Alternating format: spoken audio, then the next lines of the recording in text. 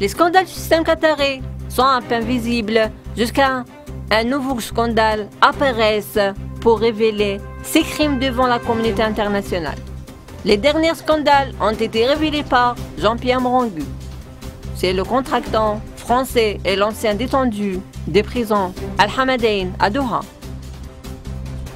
Marangu, qui a passé 1744 jours dans les prisons du système qatari, a déclaré que Qatar était un système tyrannique pour héberger des extrémistes et financer des organisations terroristes.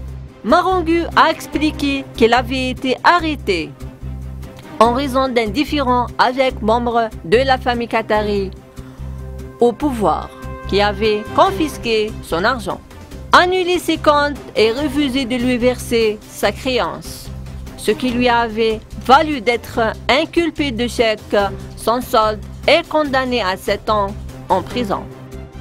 Marangu a déclaré avoir été victime des pires formes de sévices à l'intérieur du prison. Contrairement à la torture physique, il était visé psychologiquement.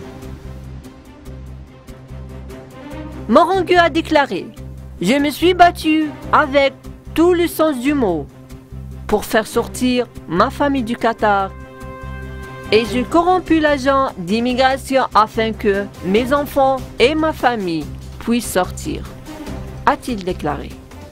Les déclarations de Marangu ont été confirmées par l'opposant qatarien Mena As-Sulaiti, qui a réussi à s'enfuir en Égypte.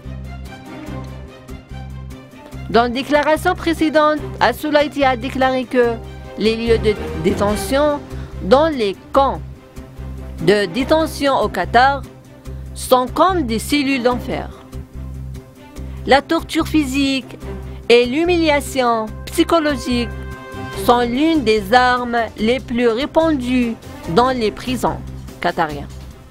Les actes de torture et les interrogatoires sont surveillés par des personnes moins décrites qu'ils ne savent rien de l'humanité.